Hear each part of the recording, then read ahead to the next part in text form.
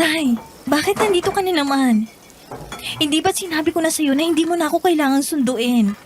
Malapit lang naman pong bahay natin dito sa kantin. Matatapos na rin pang shift ko. Gabi na masyado maglakad mag-isa na. Isa pa, alam kong iniwan ka na namang mag-isa dito para magsarado ng tindahan. Tay, hayaan mo na po. Wala naman tayong magagawa eh. Ang laki pa ng utang natin sa amo ko. Hayaan na lang natin. Hindi naman pwede yon porque may utang tayo sa kanya. Ay pahirapan ka ng gusto sa trabaho. Tay naman, huwag ka nang maingay. Baka marinig ka ni Madam Nita. Ay, basta unahin mo muna yung utang sa babae na yan. Mas mabuti lang walang gamot kaysa nakikita kitang pinahirapan ka ng gusto rito. Mang Fidel, kung nag-aalala ka sa anak mo, sana noon pa lang pumayag ka na sa alok ko sa iyo. Eh di sana wala kang problema sa pera. Hindi ba naghihirap itong anak mo para mapagamot ka lang? Kahit pag gaano kalaki ang halaga kung anak ko ang kapalit, hindi ko papatulan yan. Kaya ikaw, tigilan mo na ang pagpapahirap sa anak ko dahil babayaran din namin ang utang sa iyo. Kailan pa? Pag pumuti na ang uwak, anak ko hindi. Kung ayaw mo makipagkasundo sa alok ko, pues magdusa ang anak mo sa paghihirap. Tay, ano yun? Ano yung tinutukoy ni Madam Nita? Wala yan. Huwag mo nang isipin niya. O siya, tulungan na kita sa pagsasarado dito at sabay na tayong umuwi.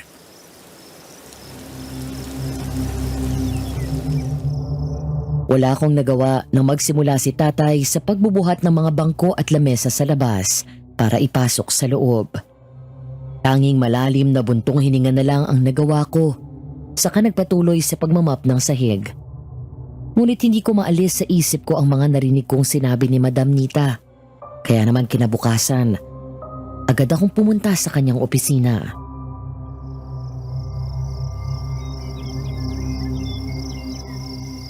Madam Nita, si Lira po ito. Pasok! Madam, nandito po ako para sana alamin kung ano yung tinutukoy ninyo kahapon kay tatay. Yun ba? Bakit? Interesado ka? Alam ba ng tatay mo na narito ka? Hindi po. Kung ganon, bakit gusto mong alamin? Gaya ng sabi ko, hindi pumayag ang tatay mo. Ayoko mag-aksaya ng laway para sa'yo kung ganon lang din naman ang resulta. Pero po, gusto ko lang sana malaman muna kung paano po makakatulong ang alok niyo sa problema namin. Paano kung sabihin kong oo? At kapag ginawa mo ay mabubura na rin ang pagkakautang mo sa akin. Hindi lang yon. Ang perang makukuha mo ay hindi lang sasapat sa pagpapagamot ng tatay mo, kundi sobra-sobra pa.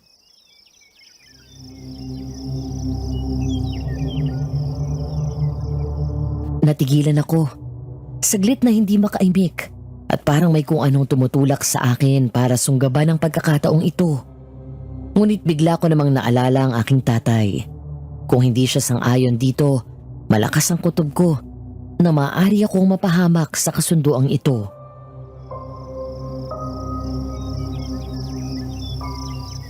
Handa ka na ba?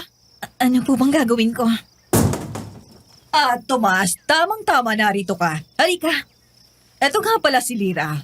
Siya ang sinasabi ko sa'yo na tamang-tama para sa hinahanap mo. Sakto rin at narito siya. Para linawin ang kasunduan.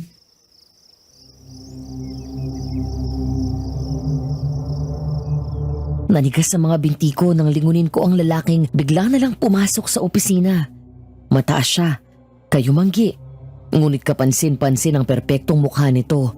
Ang matangos na ilong, sapat na tabas ng panga, katamtamang kapal ng kilay at maninipis na mapulang labi. Ngunit kabaliktaran ng maganda niyang anyo ay ang aura niyang nakakakilabot. Para bang biglang nanindig ang balahibo ko at hindi ako makahinga.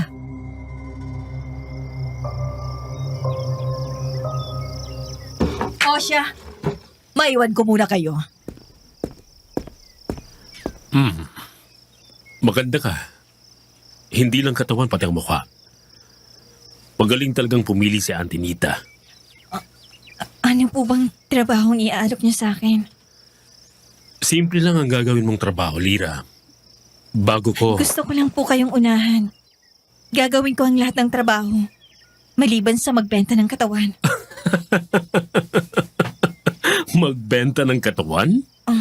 Hindi po ba ganun ang iaalok niyo?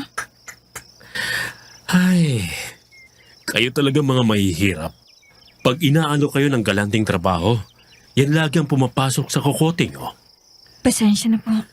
Anyway, simple lang ang trabahong gagawin mo, Lira. Kailangan mo lang sumabay sa isang pekeng kasal. Sa madaling salita, magpapanggap kang asawa ko. Hindi ka magbebenta ng katawan o kung ano man ang iniisip mo. Asawa po? Ako? Magpapanggap na asawa mo? Oo. Hindi mo ba narinig ang sinabi ko? O sadyang hindi mo lang naintindihan? Narinig po at naiintindihan ko rin yan. Kaya ko po yan. Para sa pagpapagamot ng tatay ko at sa marami naming utang. Mabuti kung ganun. Pero, Sir Tomas, kung magpapanggap po akong asawa niyo, ibig sabihin po ba nito ay kailangan kong... Hindi. Ang kasal na to ay para lang sa aking mana. Sa oras na magtagumpay tayo, malaking halaga ang ibabayad ko sa'yo. 1 taong kasal sa papel. Walang damdamin. Walang kahit ano na pwedeng mamagitan sa atin. Pagkatapos ng taon, tapos na rin ang kasunduan natin. At babayaran pa kita ng mas malaki sa paunang bayad ko. 1 taon ho? Ganun ho katagal para makuha niyo ang mana niyo? Oo. Kaya kung buo na ang loob mo, sa Lunes, pumunta ka sa lumang mansyon ng mga Alvero. Dalhin mo ang kontratang ito at permahan mo. Sa araw na yon, simulan na rin ang iyong trabaho. Naiintindihan mo ba?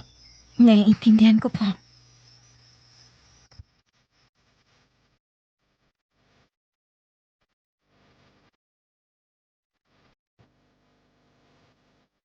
Magandang araw po, Miss Ligaya. Ako nga po pala si Lira. Hindi ko totoong pangalan. Nais ko pong gamitin ang pagkakataon na ito para isiwalat ang isang sikretong iilang tao lang ang nakakaalam. Minsan akong umibig sa isang taong binayaran lang ako para maging peking asawa ko. Pero habang nasa iisang bubong, unti-unti kong natuklasan ang kanyang mga lihim. At ito ang iko-confess ko sa inyo. Nangyari po ito taong 2020, panahon ng pandemic.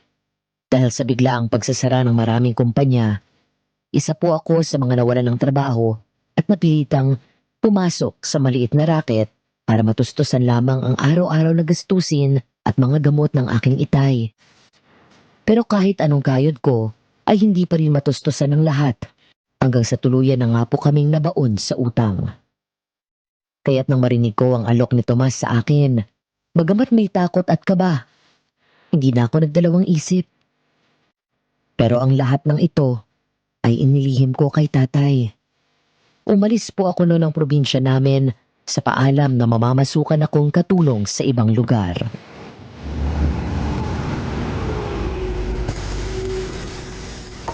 Bumaba ako sa harap ng mansyon ng mga Alvero, sa isang malayong bayan na tila nakalimutan na ng panahon. Tahimik, malamig, at may kung anong bumalot sa aking hindi ko maipaliwanag. Ang mansyon ay may kalumaan na, ngunit mataas, at tila may buhay ang mga bintanang nakatingin sa akin.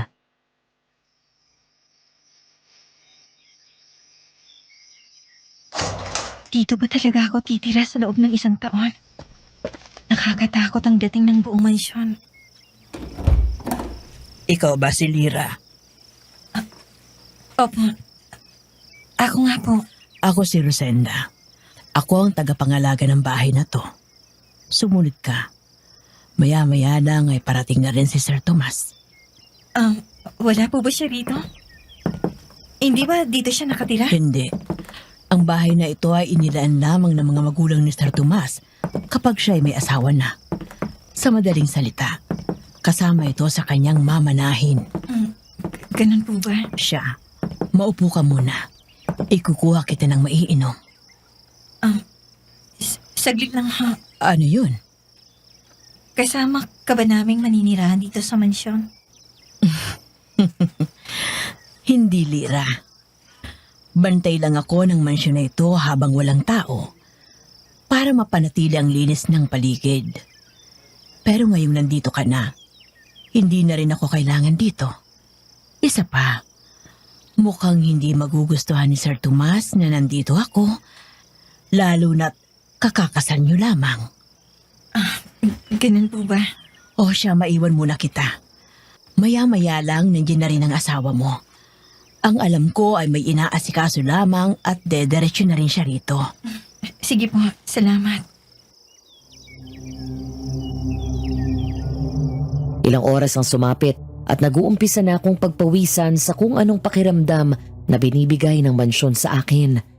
Bawat baling ko sa paligid, pakiramdam ko ay ilang pares ng mata ang nakamasid sa akin at minamanmana ng aking bawat galaw. Sa wakas naman, nandito na si Tomas. Ngunit agad ring naputol ang saya ko nang salubungin ako ng matatalim niyang tingin.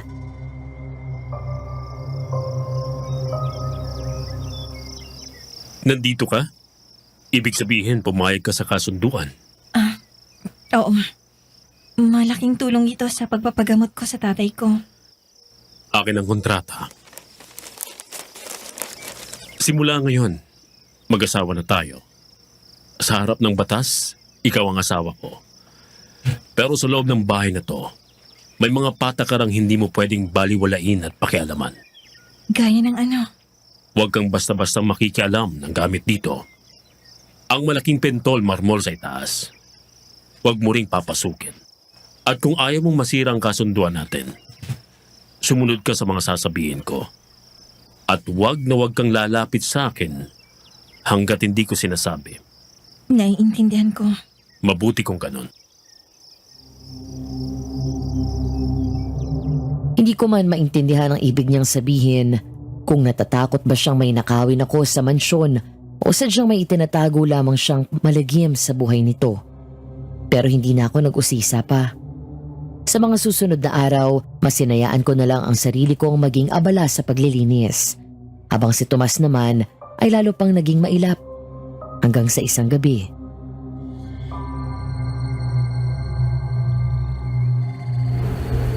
Tomas? Tomas, ikaw ba yan? Ayos ka lang ba? Sumigaw ako sa gitna ng dilim, hawak ang paandap-andap na lampara sa aking kamay.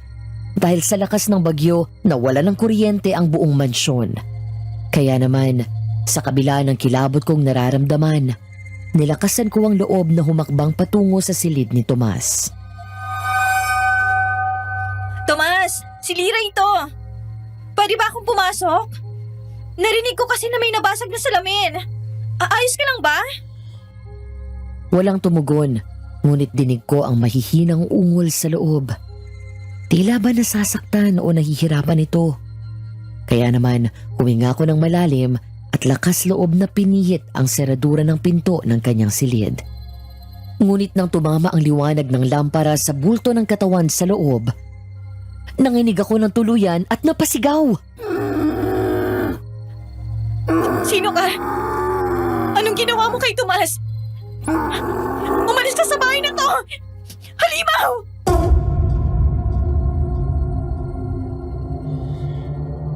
Pero nanatiling nakatayo ang aswang sa tapat ng kama. Nakapako ang tingin niya sa akin. Matatalim, uhaw at mabangis ang mga mata. Nakangiti siya, pero hindi yun ngiting pang tao. Nakabuka ang kanyang bibig, lumilitaw ang matutulis at maruruming ngipin na para bang sabik ng bumaon sa laman. Ang likod niya ay nakaumbok sa hindi natural na paraan at ang mahahaba niyang braso ay nakaunat. Animoy handang sumalakay. Nakakintal sa dilim ang kanyang mahahaba at matutulis na kuko. Tila isang aninong nag-aabang ng tamang sandali para dumagit.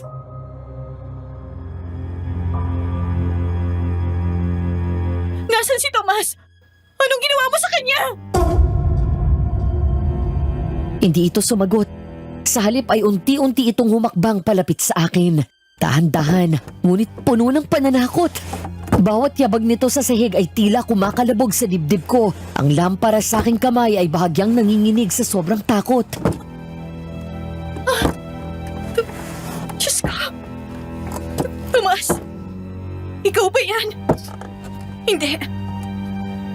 Imposible!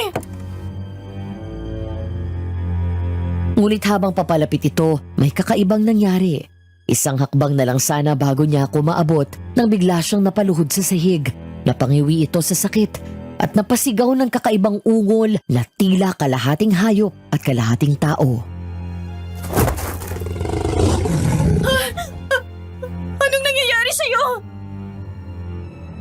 Ang dating matatalim niyang kuko ay unti-unting lumiit. Ang likod na nakaumbok ay bumalik sa normal nitong hubog. Ang balat niyang kulay abo ay unti-unting naglaho. At sa harap ko mismo, dahan-dahan siyang bumalik sa pagiging tao.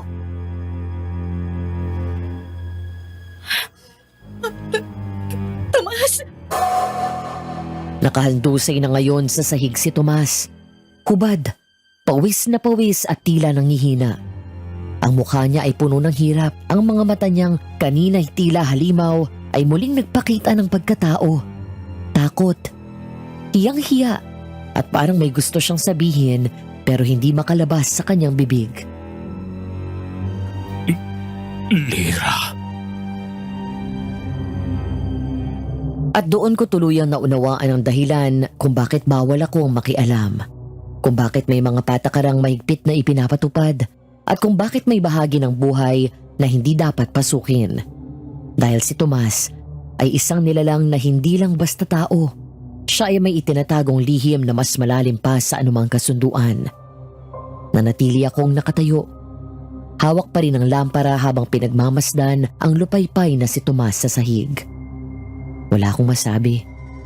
Wala rin akong ginawang hakbang para umalis. Sa halip, dahan-dahan akong lumuhod sa tabi niya at tinakpad siya ng kumot na hinila ko mula sa kama. Hindi mo kailangan magsalita. Huwag kang magpaliwanag. Ayos lang. Hindi ko alam kung tama bang ginagawa ko. Pero ang alam ko lang, wala na akong lakas para magtanong. Kaya pinili kong manatiling walang alam at mas pinili kong manahimik. Kinabukasan nadatnan ko siyang hindi pa rin bumabangon.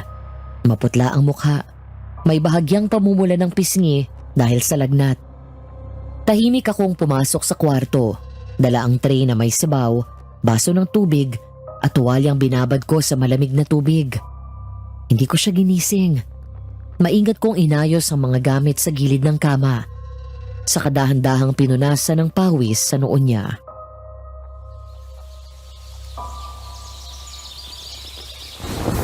Bakit mo ginagawa to? Mahina ka pa. Kailangan mo pang magpahinga. Hindi kita inutosang gawin to. Hindi kita kailangan. Alam ko naman. Pero gusto ko lang tumulong. Ayoko ng awa mo, Lira. Hindi awa to. Kung ayaw mo makipag-usap, ayos lang. Sandali lang naman ako rito. Tapos lalabas na rin ako. Higupin mo muna tong sabaw. Makakatulong to sa paglakas mo kahit papano. Bakit ka ba nakikialam? Hindi naman ako mang-uusisa. Tomas, hindi ako makikialam. Hindi rin ako magtatanong ng kahit ano. Wala akong balak alamin ang ayaw mong sabihin. Pero kagabi, nakita ko kung paano mo pinigil ang sarili mo na hindi ako saktan. Kaya, kahit hindi malinaw ang lahat, naniniwala akong mabuti ka. Hindi mo naintindihan. Lira, mas mabuti kung lumayo ka. Ang trabaho mo ay manatili lang dito sa mansyon. Magpanggap na asawa ko sa harap ng ibang tao. Pero kapag tayo lang, hindi mo na ako kailangang asikasuhin na parang totoo ang pagsasama natin. Alam ko. Pero sana, hayaan mo rin akong tumulong sa'yo. Hindi naman tulag pa sa kasunduan natin. May sakit ka. Gusto lang kitang tulungan. Bahala ka. Ang tigas ng ulo mo.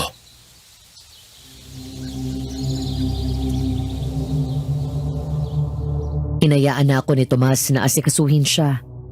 Nang sumapit ang tanghali, lalong tumaas ang lagnat ni Tomas. Kaya naman hindi ko na rin mapigilan ang magpanik.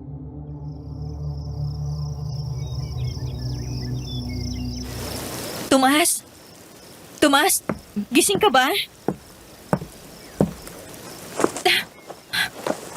Sobrang init mo na. Tomas, ang taas ng lagnat mo. Lira, umalis ka na muna. Huwag kang lumapit sa akin. Hindi kita iiwan. Ano ka ba, Tomas? Inaapoy ka na ng lagnat. Kailangan mo pababa muna natin ang lagnat mo. Nasaan bang gamot mo dito? Walang para sa lagnat. Ano ba tong lugar na to? Nasaan ang gamot mo, Tomas? Tomas! Huli na. Darating na siya. Sino? Tomas, anong sinasabi mo? Sinong darating? Huwag kang lalapit sa pintuan, Lira. Kapag kumatok siya, huwag mong pagbubuksan. Tomas, ano bang sinasabi mo? Sino bang darating? Nakahanap siya ng paraan. Kahit may sakit ako, hindi siya titigil hanggat hindi niya nakukuha ang mana sa akin. Hindi ako aalis dito. Hindi ko hahayaang may makapasok.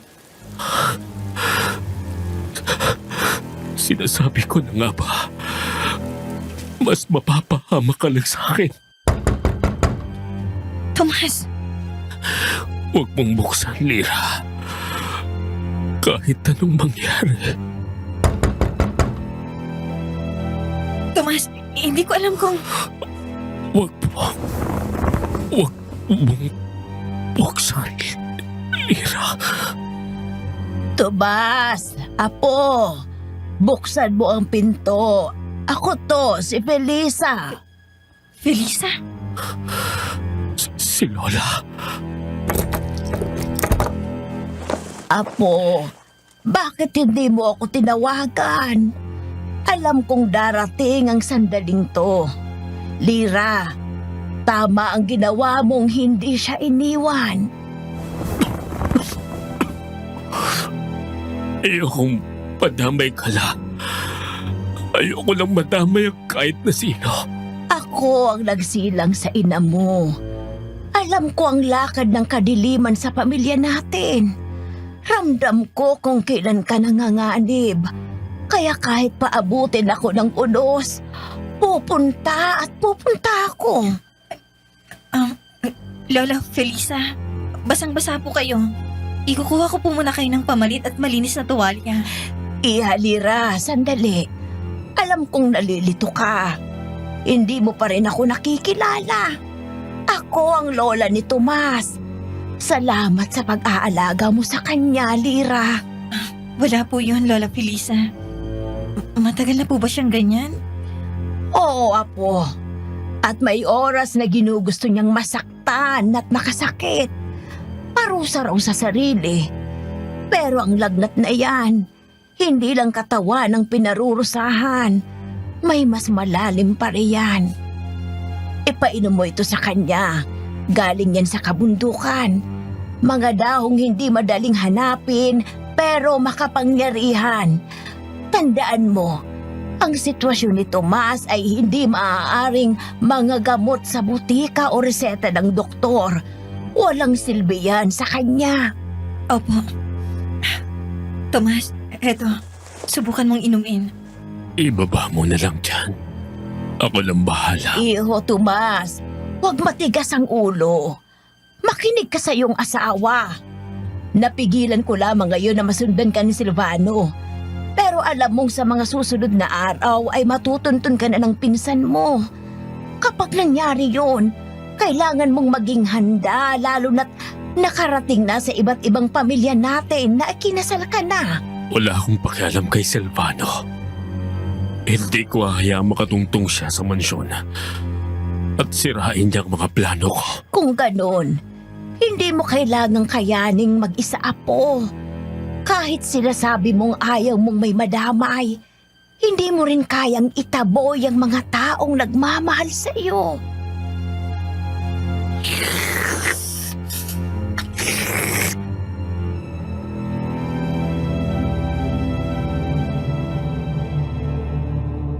Sa unang pagkakataon, nakita kong bumigay si Tomas. Hindi sa sakit ng katawan, kundi sa pagbitaw sa bigat ng damdamin.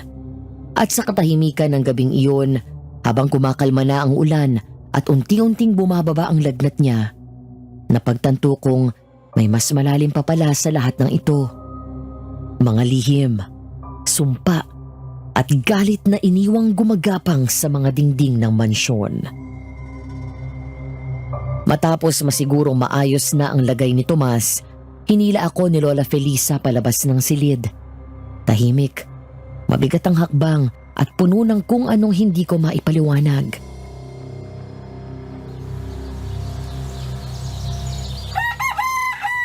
Hindi kayo totoong mag-asawa, di ba?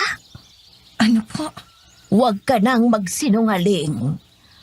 Ramdam ko, sa unang sulya pa lang, may lamig sa pagitan ninyo ni Tomas na hindi mapapansin ng karaniwang tao. Pero ako, nasa dugo ko ang makaramdam. Patawad po, Lola. Hindi ko alam na makakahalata kayo. Kasunduan lang po ang lahat. May dahilan siya at may dahilan din ako kaya pumayag ako. Alam ko. At mas lalo ngayon ko lang naunawaan kung bakit siya bumabalik sa pagiging aswang. Dahil hindi ito isang tunay na kasal. Wala ang kapangyarihang nagbubuklod sa dalawang kaluluwa. Walang bigkis ng sumpang banal.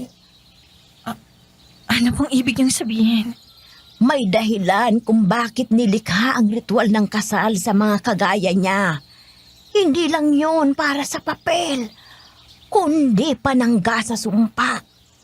Kung totoo ang kasal, kung tunay ang pagmamahal, natatali ang halimaw sa katawan ng tao. Mananatili siyang siya. Pero bakit po siya naging tao pa rin? Kahit peke ang kasal namin. Yan ang hindi ko inaasahan. Ang isang nilalang na kagaya ni Tomas, hindi basta-basta nananatiling tao sa piling ng isang peke. Kaya ang tanong ngayon, Lira, sigurado ka bang peke lang talagang nararamdaman mo? Ano?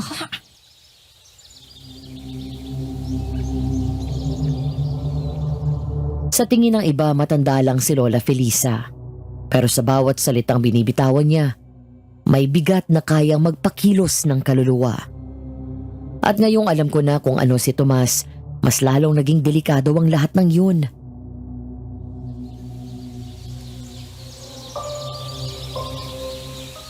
Kasama sa kasunduan nyo, di ba? Na bawal kayong mahulog sa isa't isa. Bawal lumalim ang ugnayan. Bawal maging totoo. Opo. Ngayon lang din po talaga kami nagkakilala. Ilang linggo pa lang. Wala naman pong dapat mabuo sa ganun kabilis na panahon. Ingat ka, Lira. Minsan, kahit pa tayo ay may mga kasunduang sinusunod, hindi ibig sabihin ay hindi na natin mararamdaman ang hindi dapat.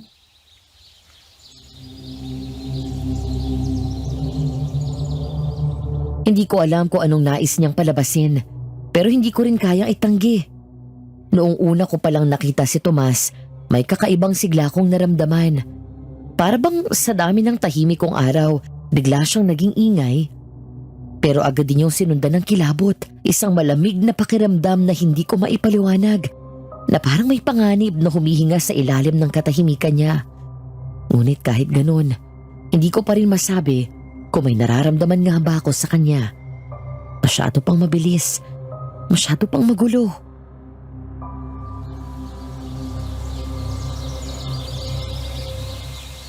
Kung totoo ngang nagsisimula na siyang kumapit sa pagkatao niya, ibig sabihin niyan may dahilan. Asya, dito na muna ako hanggang hindi pa bumabalik ang lakas ni Tomas. Salamat po, Lola Felisa. Sige na, Iha. Magpahinga ka na. Kagabi ka pa walang tulog, alam ko. Ayos lang po ako. Ay anak, yan ang sinasabi ko. Palaban ka, matatag. Pero kahit ang mga matatag, napapagod din. Hindi ko lang po kayang makita siyang ganito. Kahit hindi ko pa siya lubos na kilala. Parang may humihila sa akin na manatili sa tabi niya. Ganyan din ang nararamdaman ng ina niya noon sa ama ni Tomas. At kung totoo ngang may ganong nararamdaman ka, Lira, huwag mo nalang hayaang masayang sa takot. Tomas, gising ka na? Hindi ko naman kayo pinatitigil sa pag-uusap. Pero masyado na kayong malalim dyan. Hoy, Apo, kung ayaw mong maging sentro ng chismis, huwag kang mahiga dyan na parang artista sa teleserye. Mabutit nagising ka na. Wala kayong patawad, Lola. Wala talaga. At huwag mo rin akong tititigan ng ganyan. Alam mong nararamdaman ko. Kaya nandito ako. Alam ko. At pasensya na, Lola. Hindi ko sinasadya na pag-alalahanin pa kayo. Alam kong hindi. Pero kailangan mong labanan, Tomas. Hindi na kagaya noon. May dahilan na para hawakan mong sarili mo.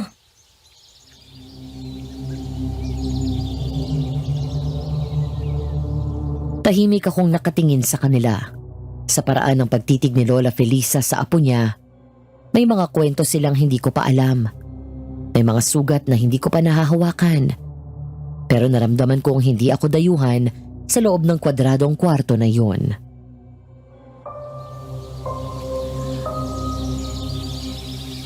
Bahala ka na muna rito, Iha. Pupunta ako sa chapel. Kailangan kong magdasal at maghanda. Kung ano man ang mangyari, bantayan mo ang puso ng apo ko at pati ng sarili mo. Opo, Lola. Salamat po.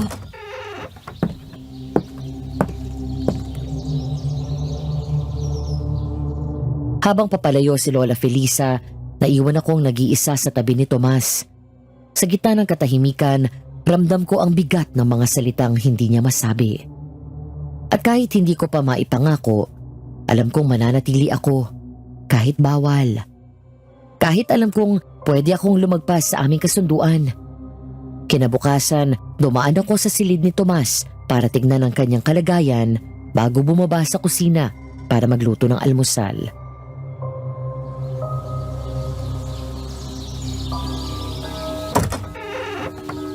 Magandang umaga, Tomas. Lola Felisa, handa na po ang almusal. Ay, magandang umaga rin, Iha.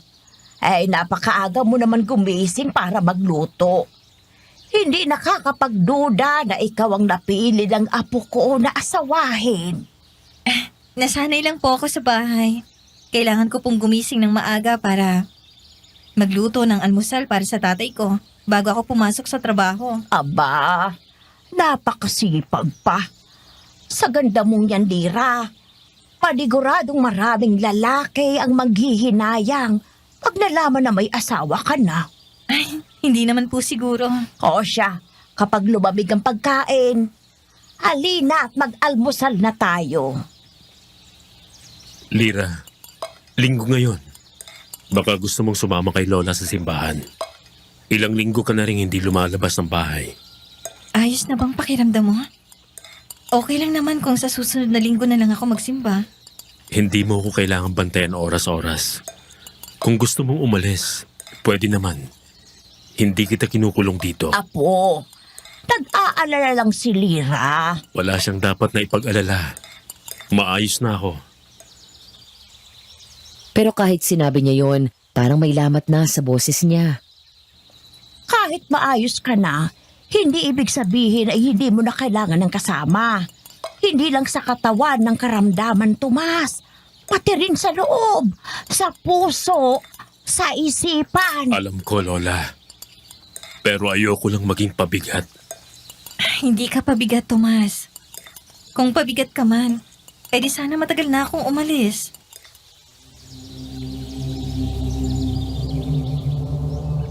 Nabigla ako sa nasabi ko. Hindi ko alam kung saan galing yun. Hindi ko rin alam kung bakit ako nagkakaganon. Pero isang bagay lang ang malinaw. Ayokong maramdaman niyang wala siyang karapatang alagaan.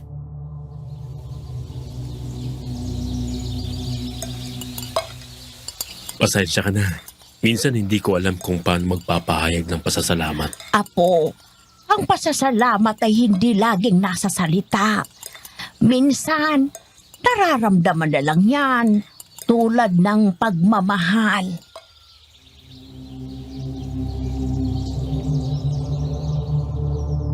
Bigla kong napatigil sa pagsubo ko. Parang dumaan sa hangin ang salitang pagmamahal. At kahit hindi ko pa masabi ng direkta kung ano ba talaga ang nararamdaman ko, alam kong unti-unti nang may binabago si Tomas sa tahimik kong mundo.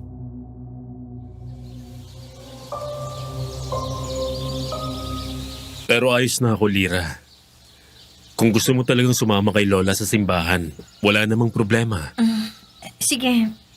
Siguro kailangan ko ring huminga sa labas kahit sandali. Ay nako, mabuti yan. Sabay tayong magdasal.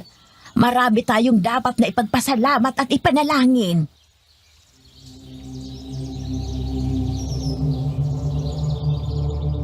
Tumango lang ako. Habang nililigpit ang pinagkainan, dama ko ang kakaibang katahimikan sa paligid. Hindi ito nakakatakot.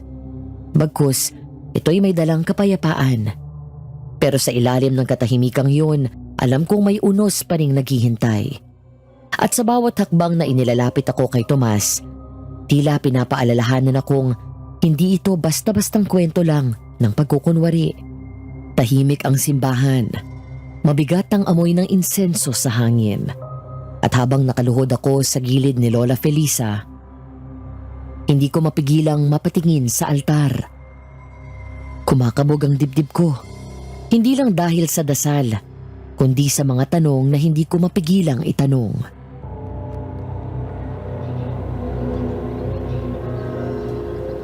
Lola, nagdarasal rin ba ang mga aswang?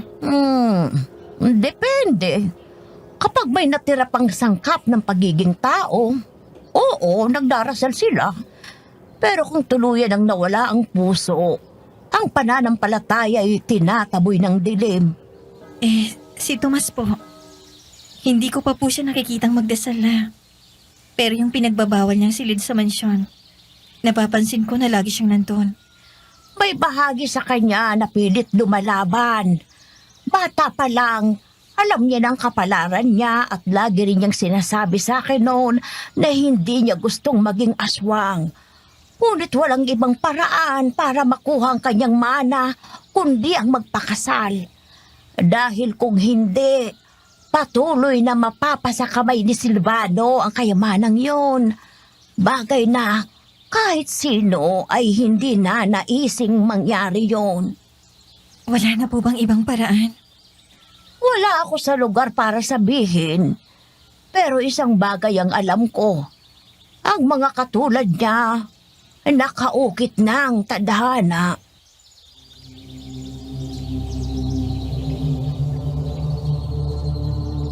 Napayuko ako. Ang daming tanong sa isip ko. Pero parang mas maraming tanong ang sinasagot ng katahimikan ng simbahan kaysa sa mga salita. At habang nagdarasal ako sa sarili kong paraan, hindi ko mapigilang umusal ng dasal na hindi ko inaasahang sasambitin ko.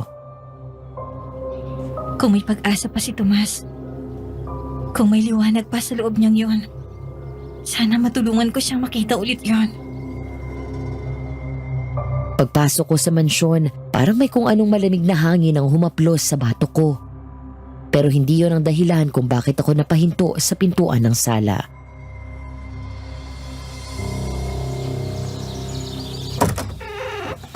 Tay? Lira, Tay, anong ginagawa niyo rito? Paano niyo ako natuntun dito? halika na. Umuwi na tayo. Tay, saglit lang po. Ano bang... Sige na, Lira. Sumama ka na sa tatay mo. Sasama talaga ang anak ko. Sinabi ko na sa iyo noon. Hindi ba? Hindi ako makapapayag na madawit ang anak ko sa mga tulad mo. Tay, ako ang lumapit sa kanila. Ako ang pumirma. Umuwi na ako kayo. Ayos lang ako dito, Tay. Malaking tulong ito sa atin. Lira, anak. Ipapahamak ka lang ng lalaking yan. Alam kong delikado, Tay. Pero hindi ko rin kayang hayaang iwan si Tomas ng mag-isa. Anak, hindi mo alam kung ano tong pinapasok mo. Hindi mo alam kung sino talaga si Tomas at kung anong klaseng tao siya. Wala akong balak saktan si Lira. At sa tuwing sinasabi mong hindi mo siya sasaktan, mas lalo akong hindi naniniwala. Tay, umuwi na ho kayo. Ayos lang ako dito. Pakiusap. Sige na po.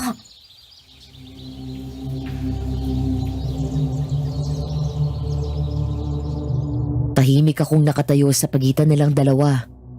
Ang lalaking kailanman ay hindi naging mapagpakita ng emosyon at ang ama kong palaging naging kalasag ko sa mundo. Pero ngayon, silang dalawa'y parang apoy at gasolina at ako ang gitna ng pagsabog.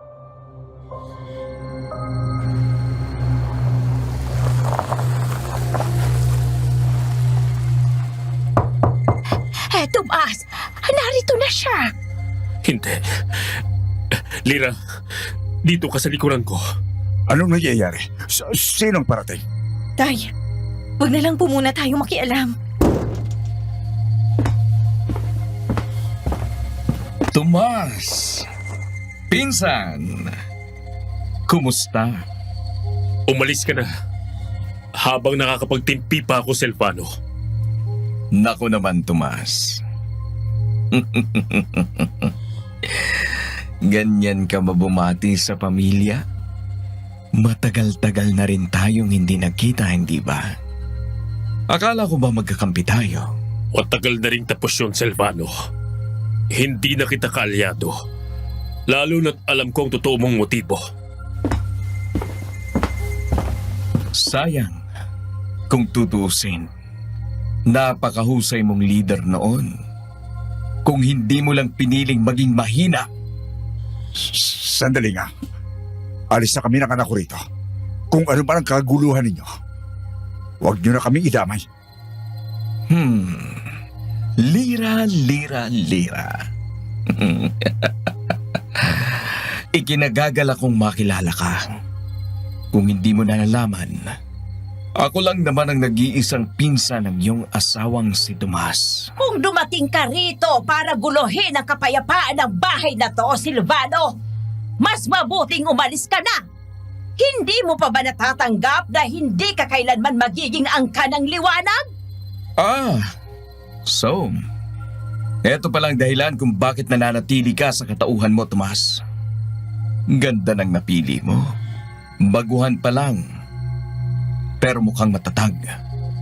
Sabihin mo nga, Lira. Alam mo na ba ang buong pagkatao ng asawa mo? Wala akong dapat ipaliwanag sa'yo. At hindi mo rin ako kayang takutin. Hindi pa ngayon. Pero darating din ang araw na ikaw mismo ang lalayo sa kanya dahil sa takot mo sa kung anong nilalang talaga siya. Umalis ka na, Silvano. Wala ka ng lugar dito. At kung gusto mong subukang galitin ako, siguraduhin mong kaya mong panindigan ang kalalabasan nito. Sige, Tomas. Pero wag mong kalilimutan. Darating din ang dilim. At sa oras na yon, hindi mo na sila kayang protektahan.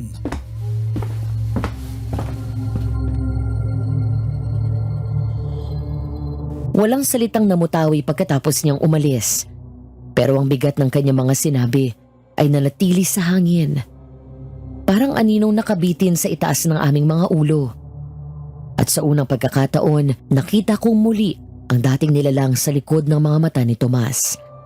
Hindi galit, kundi takot. Takot na baka totoo ang banta ni Silvano. Walang nagsalita. Si Tomas nakatingin sa pinto na tila ba hinahabol pa rin ang presensya ni Silvano. Si Itay hawak ang balikat ko, pero ramdam ko ang tensyon sa pagkakahawak niya. Si Lola Felisa nananatiling kalmado pero hindi mapakali ang tingin.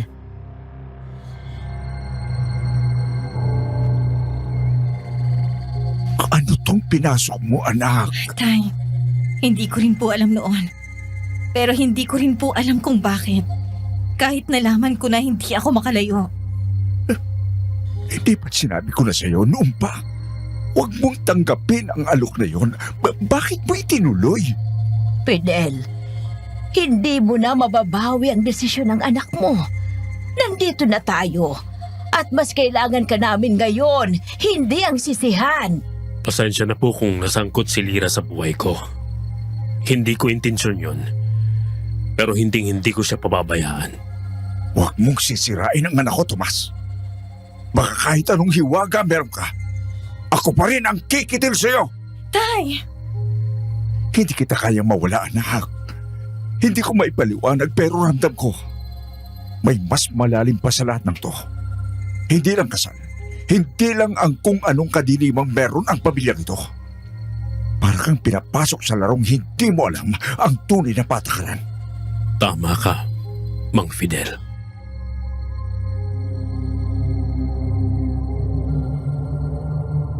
Napatingin kaming lahat kay Tomas. Sa mga mata niya, hindi galit ang nakita ko. Hindi rin takot, kundi pagsuko. Pero alam kong hindi siya susuko sa laban, kundi sa lihim na matagal na niyang tinatago. Lira, kailangan mong malaman ang totoo. Tungkol sa kasunduan, tungkol sa akin, tungkol kay Silvano. Ang puso ko'y humigpit sa kaba. Hindi ko alam kung handa na ako sa katotohanan iyon, pero mas natatakot akong hindi ito marinig.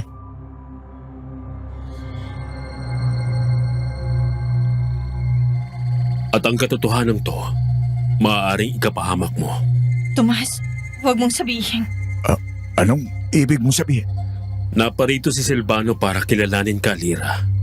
Alam niyang ikaw at ang kasal natin ang panlaban ko para hindi niya makuha ang mana. Dahil oras na mapa sa kamay niya yon, lalo na ang itim na aklat ng mahika. Wala na akong laban. At kilala kong pinsan ko, hindi mahirap sa kanyang manakit at pumatay. Makuha lang ang gusto niya. Ang ibig mong sabihin, delikadong buhay ko. Oo, iha. Maaari kanyang saktan o higit pa para mawala ng silbi ang kasal ninyo. Sinasabi ko na nga ba? Oras lang na may mangyari sa anak ko. Hindi ko mapapatawan ang lahi ninyo, Tomas. Tandaan mo yan! Hindi ko hahayaang mangyari kay Lira yan. Kahit kapalit pa nun ang huling lakas na natitira sa akin. Bakit ngayon mo lang sinasabi? Bakit mo ako isinama kung alam mong mapapahamak ako? Dahil akala ko, kaya ko. Akala ko sapat na ang kasal para manatiling ligtas ka. Pero hindi ko inaasahang susugod si Silvano ng ganito kabilis. Hindi lang si Lira ang nasa panganib dito. Kapag nakuha ni Silvano ang itim na aklat, pwede niyang buhayin ang mga lumang nilalang. Mga nilalang na tinapos na noon pa para hindi na muling makagulo sa mundo ng mga tao. At anong ginagawa ninyo para pigilan yon, ha? Pinapahamak nyo ang anak ko habang naglalaro kayo ng kapangyarihan hindi dapat kinukontrol. Gagawin ko ang lahat para maprotektahan siya. Hindi ako papayag na maagaw sa akin ang mana, lalo na ang aklat. At hindi ako papayag na may masamang mangyari kay Lira. Anong kailangan kong gawin? Kailangan natin palalimin ang ugnayan nyo. Maging tunay ang kasal. Hindi lang sa papel, kundi sa puso. Dahil kung hindi, madali niyang mababasag ang sumpa. Pero, tuluyan na siyang magiging aswang pag nangyari yan. Wala na tayong magagawa pa.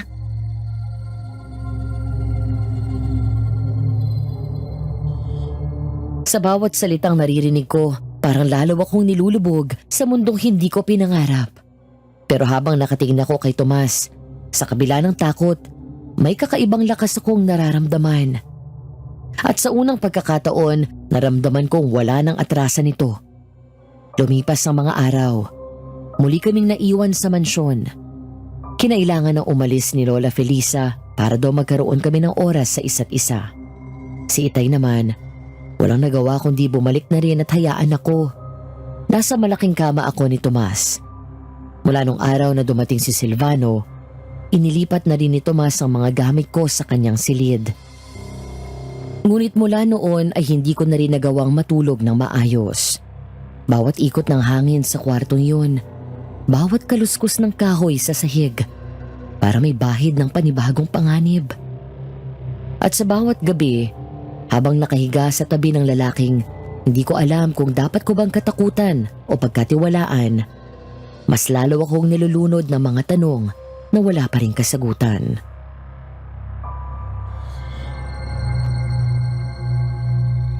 Hindi ako sanay sa katahimikan.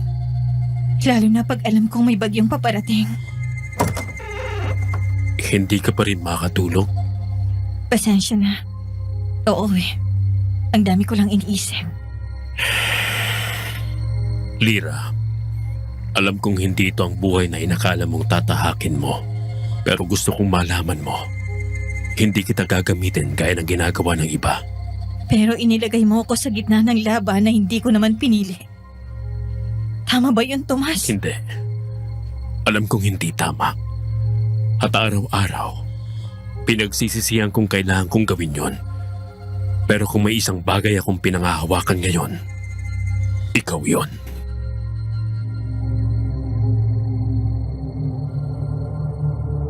Nagtagpo ang mga mata namin sa dilim. Wala akong makitang kasinungalingan. Pero hindi ko rin alam kung ang mga titig niya'y kasagutan o paanyaya sa kapahamakan.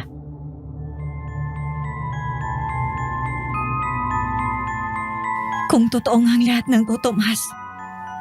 Kung totoo nga ang delikado ang aklat at si Silvano, bakit hindi na lang natin sunugin ang itim na aklat? Dahil yun din ang pag-asa ko para bumalik sa pagiging tao, Lira. Tomas, mas ligtas ba ako kung hindi ko na lang nalaman ang totoo mong pagkatao? Hindi, Lira. Kasalanan kong lahat ng ito.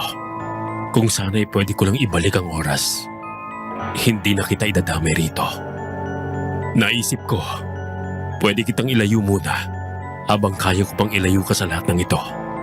Tomas, hindi ako aalis.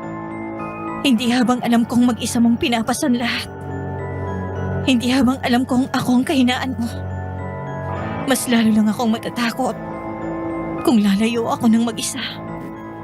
Hindi ko na alam ang gagawin ko. Ang akala ko nung una, hindi ko na kailangang isipin pa ang kaligtasan mo. Na wala akong magiging pakialam pero Shh! Naiintindihan ko, Tomas. Ngayon, labanan natin ito ng magkasama.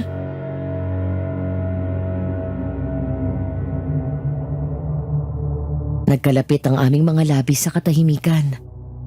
Hindi dahil sa pag-ibig na dalisay, kundi sa katiyakang maaring ito na ang huli. At sa halip na magtanong pa, inayaan kong ang katawan ko ang kusang magsalita para sa aking nararamdaman.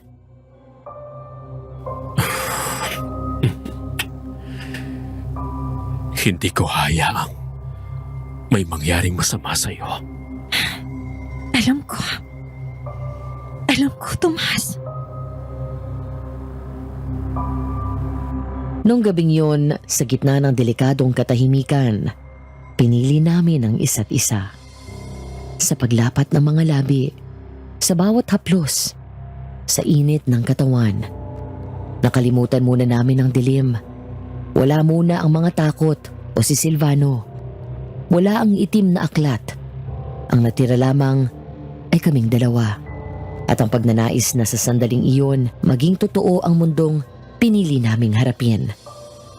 Ngunit kahit sa gitna ng saglit na kapayapaan, alam naming hindi iyon magtatagal. Mula ng gabing yon, napansin ko ang biglang panlalamig ni Tomas. Madalas siyang mawala tuwing gabi at pagbalik niya, duguan ang mga kamay niya. Minsan ay may mga hiwa sa balat na parang kagat o kalmot. Tomas, saan ka galing? May inayos lang ako. Huwag mo nang alalahanin.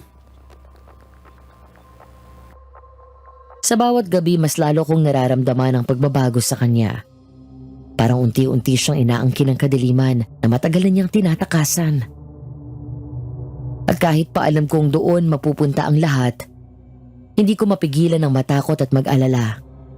Hanggang sa isang gabi, habang nasa silid ako, biglang may tumulo mula sa kisame. Pula at malapot na dugo.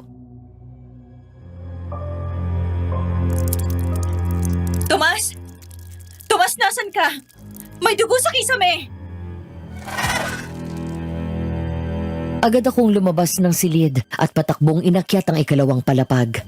Nanginginig man sa takot, ay lakas loob kong pinihit ang seradura ng pintuang marmol. Ang silid na ipinagbabawal ni Tomas. Sa unang sulyap, walang ilaw. Tanging liwanag lang ng buwan ang lumalandas sa basag na bintana. Ngunit ang amoy dugo, amoy hilaw na karne. At nang tuluyan kong mabuksan ang pinto, doon ko siya nakita. Tomas! Nakaluhod siya sa sahig, kubad ang pangitaas, at balot ng malapot at nangingintab na dugo ang buong katawan. Sa harap niya'y nakabalandra ang isang patay na baka, warak ang tiyan, tila kinagat ng buo. Nakalubog ang mga kamay niya sa loob nito, inahalukay ang mga laman loob na parabang gutom na hayop. At ang mas nakakapanghilabot, kinain niya yun gamit ang sarili niyang mga kamay at mga ngipin. Walang alinlangang sinasabayan ng pagnguya ang bawat punit ng laman habang umaagos ang dugo sa kanyang baba.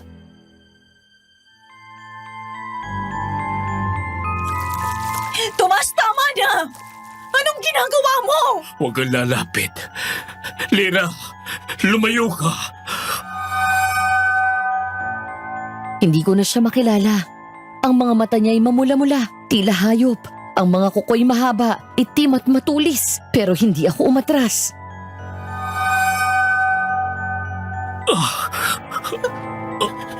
Tomas! Tomas, makinig ka! Hindi ikaw yan! Hindi ikaw to! Labanan mo!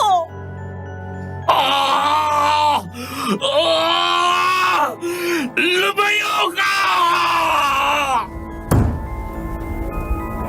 Napapagod na ako sa kaibangan mong pagpipigil sa sarili, Tomas! Si Silvano, bigla siyang sumulpot mula sa dilim.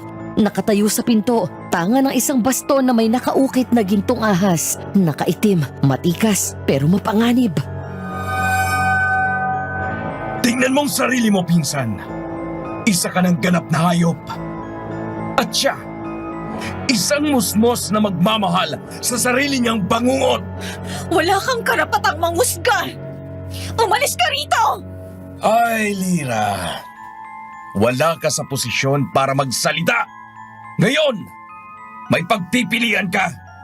Sasama ka sa akin o panonoorin mo siyang tuluyang mawala. Hindi! Ayoko! Kahit pa anong nilalang siya ngayon, si Tomas pa rin siya! Awa, laging yan ang kahinaan ng mga gaya mo, Lira. Alam mo ba kung ilang babae na ang nagsabi niyan bago ko sila pinatahimik? Bigla siyang nawala sa kinatatayuan niya. Isang iglap lang, naramdaman ko na lang ang malalamig niyang kamay sa leeg ko. Makinig ka, Tomas. Mamili ka. Ang aklat at ang mana o ang pinakamamahal mong si Lira. Bitawan mo siya! Nakita kong nagbanggaan ang dalawang nilalang. Ang isa'y tuluyang nilalamo ng dilim, ang isa'y pinipilit pa rin kumawala sa anino. Kaya mo lang lumaban dahil nandyan siya. Kapag wala na siya, wala kang laban. Alam mo yan! Mas lalong hindi mo siya makukuha! Habang naglalaban ang dalawa, sinamantala ko ang pagkakataon. Tumakbo ako patungo sa altar ng silid. Tahimik na nagtago habang nagdadasal na sana'y may dumating na saklolo. Ngunit sa kauurong ko, biglang bumagsak sa aking harapan ang makapal na librong kulay itim.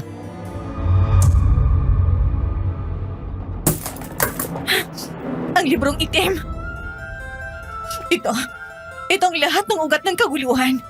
Kung masusunog ko ito, matatapos ang lahat. Pero, kasama rin ba si Tomas na matatapos? Hindi na siya makakabalik sa pagiging tao. Lira!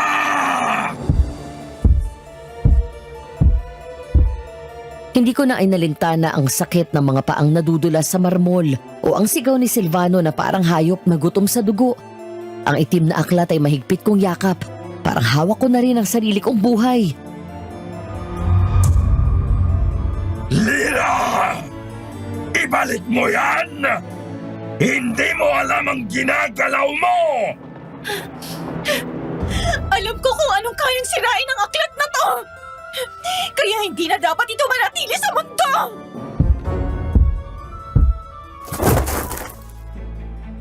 Isang malakas na puwersa ang sumabunot sa buhok ko. Ibinalibag ako sa pader. Nabitawan ko ang aklat. Ang taong kagaya mo ay lapastangan, Lira! Sunugin mo man ito o hindi, ang kagaya ni Tomas na mahina ay isang kumpas lamang ng aking mga kamay para mawala. Kaya wag mo kong kakalabanin kung ayaw mong pagsamahin ko kayo sa impyerno! Wala kang karapatang hawakan ang asawa ko! Nang sumulpot si Tomas mula sa dilim, ang mga mata niya'y pula. Ang mga kuko'y matutulis. Masasabi kong tuluyan na nga talaga siyang naging halimaw. Tumakbo ka na, Lira! Dalhin mo ang aklat sa silong! Sa may puko ng apoy! Doon lang ito matatapos! Ako na bahala sa kanya!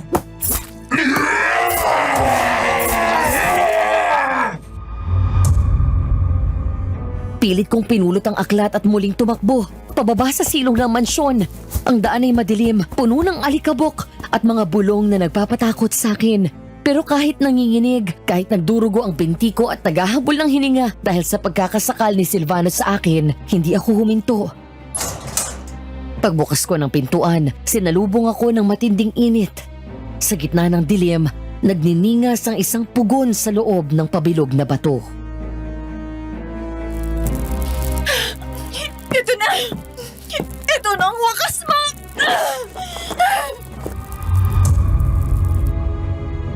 Habang itinatapat ko ang itim na aklat sa apoy, isang matikas na kamay ang humawak sa akin.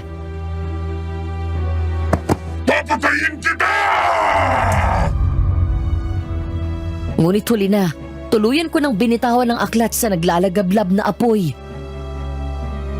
Kasabay ng pagsigaw ng mga anino, nakita kong parang nabiyak ang kisame ng silong. Umangat ang init, parang gustong lunukin ang buong mundo. Ngunit alam kong kailangan kong manatili. Lira! Paglingon ko, naroon si Tomas. Basag-basag ang mukha, duguan, halos hindi na makalakad. Ngunit buhay. Nang akmang tatakbo ako palapit sa kanya, malakas na bisig ang kumabig sa aking leeg at muli akong sinakal. Pagsisisihan mong ginawa mo, Lira! Pagsisisihan niyo ito, Tomas! Bitiwan mo siya, Silvano! Tapos na ang lahat! Wala nang inaangad mong mapa sa'yo! Inihagis ako ni Silvano palayo. Tumama ako sa batong pader at sandaling nawala ng ulirat. Sa malabong paningin, nakita kong unti-unti nang umaapoy ang katawan ni Silvano, ngunit hindi siya natitinag.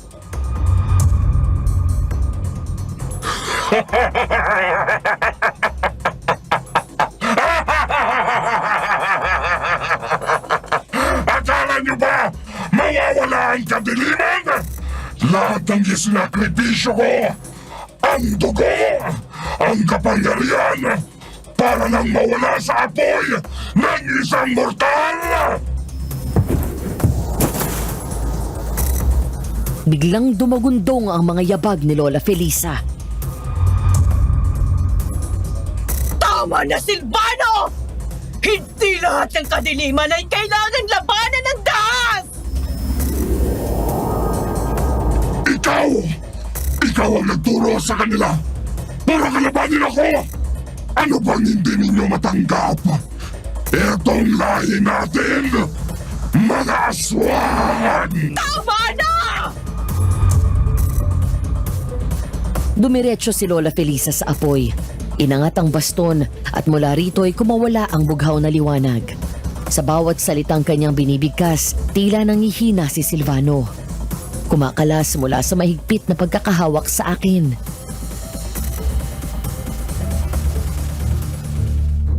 Sa ngalan ng liwanag na pinagsimulan ng buhay, pinatitigil kita!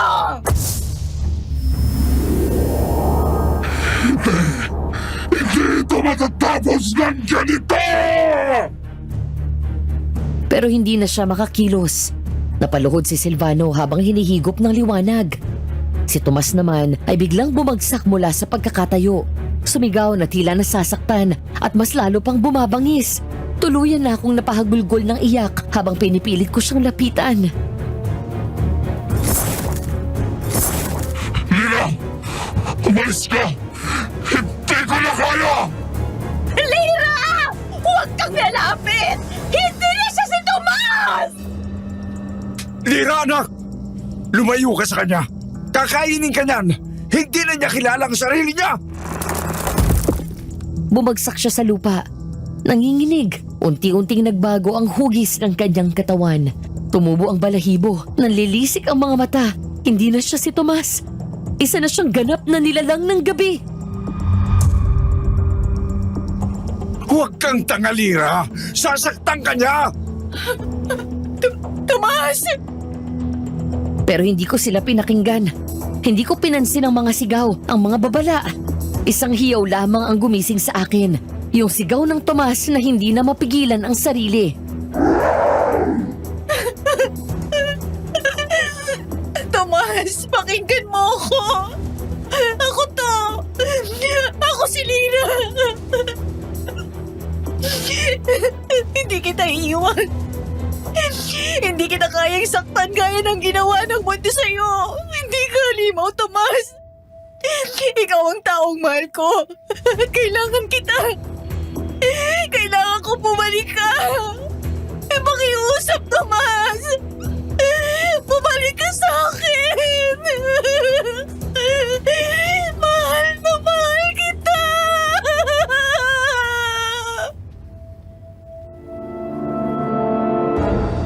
Lumapat ang katawan ko sa kanyang mainit at mabalahibong balat.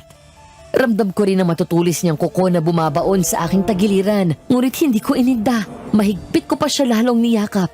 At mula sa bisig ko, unti-unti siyang dumausdos hanggang sa bumagsak sa aking harapan. Tumigil ang kanyang panggigigil. Ang dating halimaw na humihingal sa galit at ngayon nanginginig na parang sanggol na nawala ng init. Sa bawat segundo, may pagbabagong nagaganap.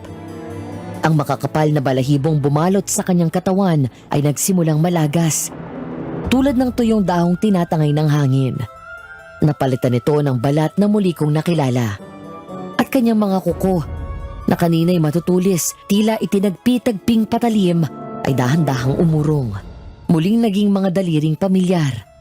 Pati ang kanyang mga ngipin na kanina'y nakalabas, mahahaba at mababangis, unti-unti nang bumalik sa normal. Nagkabitak ang kanyang balat sa pisngi. Lumitaw ang dugo. Tila kapalit ng sumpang, unti-unting nalulusaw ng yakap ko. Nang tumingin siya sa akin, wala na ang pula at nagliliyab na mata. Ang bumungad sa akin ay mata ng isang taong galit sa sarili. Takot sa ginawa at gutom sa kapatawaran.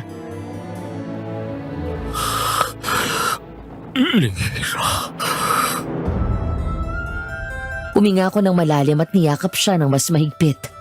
Ngunit nasapo ko ang aking bibig nang biglang lumabas doon ang pulang likido. Mainit, malapot at lasang kalawang. Dugo.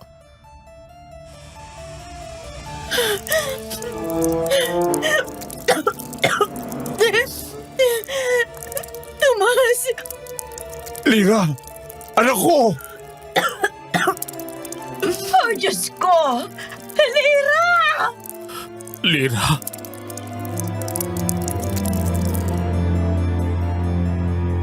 Ang paligid ay biglang nagliwanag. Ngunit sa loob ko'y dahan-dahang dumidilim ang lahat. Humina ang pandinig ko at ang huling narinig ko na lang ay ang boses na pag-iyak ni Tomas. Ang paghingi niya ng tawad habang niyayakap ako sa bisig niya. Nang muling bumuka ang aking mga mata, tahimik ang paligid. Walang apoy, walang halimaw, walang sigaw. Tanging ang marahang pagtibok ng orasan sa dingding ang sumalubong sa akin. Nakita ko ang puting kisame sa itaas at ang makapal na kurtina na bahagyang humahampas sa bintana dahil sa banayad na hangin. Nasa loob ako ng isang silid, malinis, maaliwalas at pamilyar. Dumako ang paningin ko sa paligid, ang mga larawan sa estante, ang lumang mesita at ang kurtina na kulay tsokolate. At kahit yun pa lang ang aking nakikita, alam kong silid ito ni Tomas. Nararamdaman kong may nakabalot sa aking bewang. Nang sumilip ako, may benda. Mahigpit, ngunit maingat ang pagkakatali. Tomas! Napalingon ako sa dahan-dahang pagbukas ng pinto. At sa pagitan ng malambot na liwanag ng umaga, pumasok si Lola Felisa.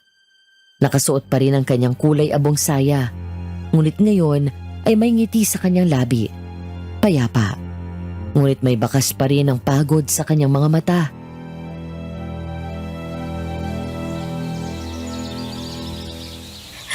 Anak, gising ka na rin. Salamat sa may kapal. Lola, anong nangyari? Si Tomas, nasan siya? Huwag kang mag-alala. Ligtas si Tomas. May inaasikaso lang siya. Maaga siyang bumangon. Gusto niyang ihanda ang lahat para sa iyong paggising. Pero huwag kang mag-alala. Ligtas ka na. Ligtas na tayong lahat.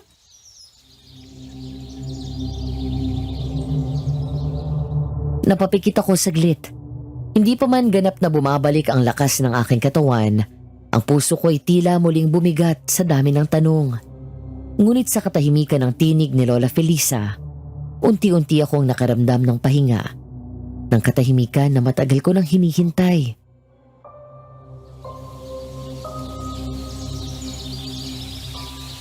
Ligtas na ba talaga, Camila? Oo, anak.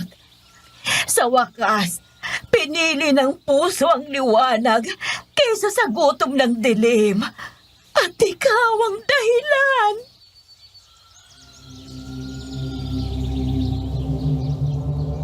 Dahan-dahan akong bumaba mula sa kama. Pilit na pinatatag ang aking mga hita, kahit pa sa nananakit pa ang aking bewang. Pinigil ko ang impit na daing at sumandal sa poste ng kama. Lola, tulungan niyo po ako. Gusto kong makita si Tomas. Sige, anak. Hawakan mong braso ko. Dahan-dahan lang. Habang tinutulungan akong lumakad palabas ng silid, dama ko ang katahimikan ng paligid. Parang unang beses kong marinig ang huni ng mga ibon sa labas. Ang ihip ng hangin na dumadaloy sa bintana. Parang lahat ay bumagal. At saka, bumukas ang pinto. At sa di inaasahang sandali, isang matikas at maamong anyo ang sumalubong sa amin.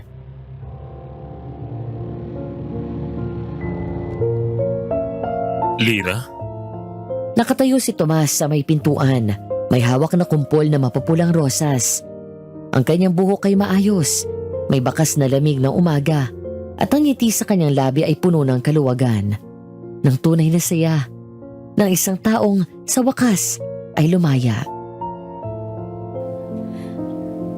Aba, sakto ka, Tomas. Hinahanap ka ng batang to. Tomas! Para sa'yo. Para sa tapang mo. Sa pag-ibig mo. Salamat, Lira.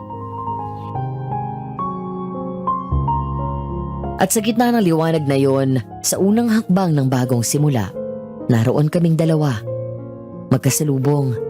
Hindi na bilang nilalang at biktima, kundi bilang dalawang pusong sinubok ng dilim. Ngunit pinili pa rin ang liwanag. At iyan ang wakas ng aking kwento. Hindi ko alam kung matatawag ba talaga itong isang pagtatapos o panibagong simula. Ang masasabi ko lang, Ang aming kwento ay isang paalala na kahit sa gitna ng halimaw at dilim, may pag-asang bumalik. Basta may pagmamahalan. Dumaan man sa dugo, sakit at lihim ang lahat, naniniwala akong ginawa kong pagpili sa liwanag ang dahilan kung bakit ako ang muling humihinga ngayon ng buo, kasama ang aking mapagmahal na asawa. Kung kayo ang nasa sitwasyon ko noong mga panahon na yon at nakita niyo ang madilim na bahagi ng taong pinakamamahal niyo, pipiliin niyo pa rin ba siyang mahalin? Ipaglalaban niyo pa rin ba ang iisang hindi katanggap-tanggap sa paningin ng iba? O iiwan niyo siya para sa katahimikan at kaligtasan? Iyan pa sana ang tanong ko sa inyo kung sakaling mapili ang kwento kong ito. Ibahagi niyo sana ang sagot sa comment section. Babasahin ko po ang lahat ng mga opinyon at saloobin niyo. Salamat.